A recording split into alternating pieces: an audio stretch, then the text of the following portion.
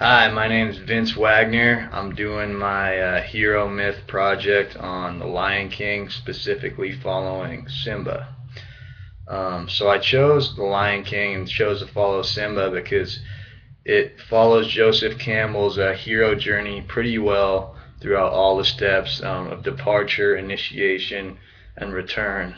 Throughout initiation and return, there's a few steps that get interchanged, but for the most part, it follows the whole all the steps pretty well. So to start with, from departure, the first step is the call to adventure. So Simba, he was born the son of the king, so he's going to be the king someday. The king of the animal kingdom. So there's high expectations from him. So I interpreted that as the call to adventure. He's already going to have high expectations.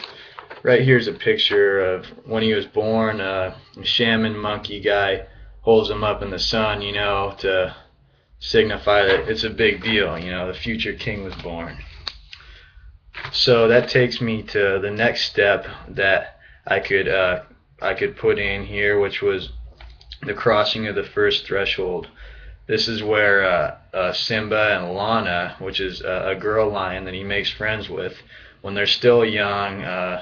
Simba's father, Mufasa, told them to never go past the borders of like where they can see, which is to an elephant boneyard. So of course Simba and Lana want to go there.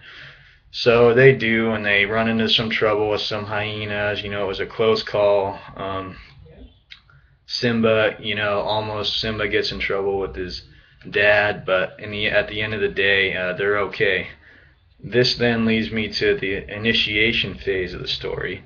So after Simba was in trouble and he was saved, the main bad guy of the story, Scar, which is his uncle, he's obviously the bad guy because he wanted to be king, but once Simba was born, that took all his chances of being king away. So he tricks Simba into standing at the bottom of like a canyon, and then causes a stampede, which, long story short, causes Mufasa to come try to rescue Simba. Mufasa gets killed, and then Scar sends his hyenas out to get Simba, which they're supposed to kill him, but they chase him off and figure he's as good as dead.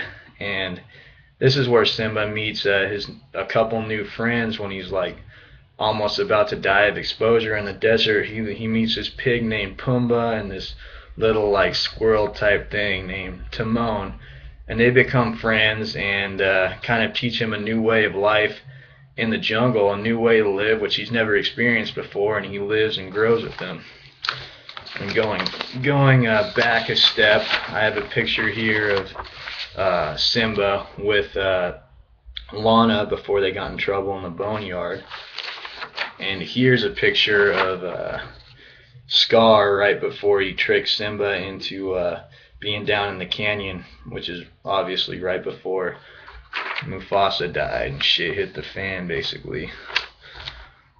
And after the road to trials, it goes to the meeting with the goddess step. So the movie then it shows Simba as being grown up. He's lived with his new friends in the jungle for a while.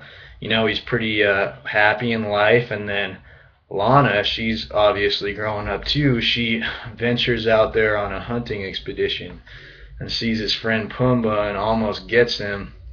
And then they fight, but at the end of the day, they're happy to see each other and they fall in love.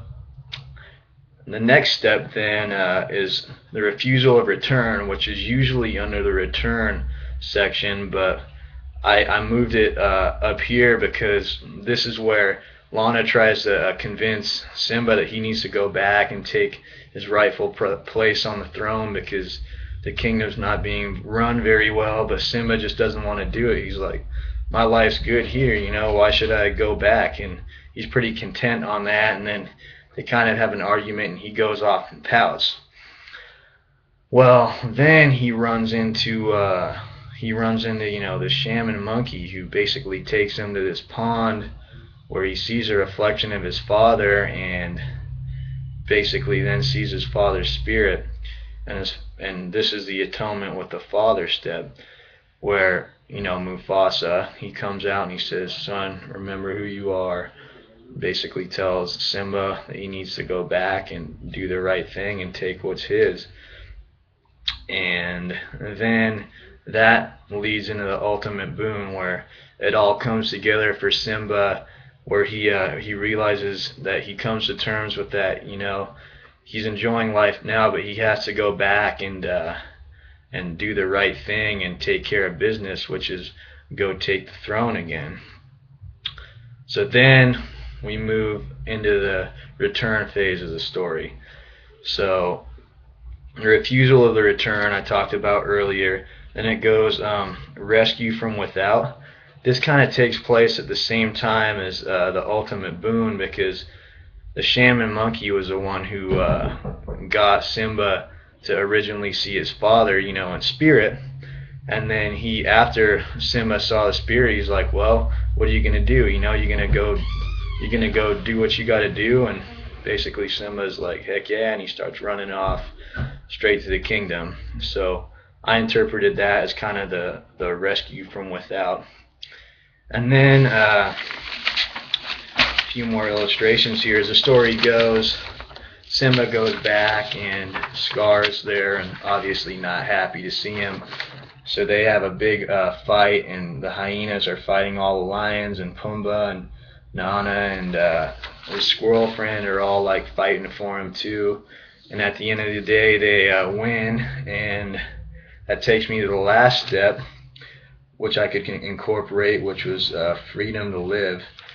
And Simba basically, this is when Simba, takes his rightful place as king again, and has restored order to that animal kingdom. It shows him right after he won the fight back on like his rightful rock as a king. So anyways, thanks for listening.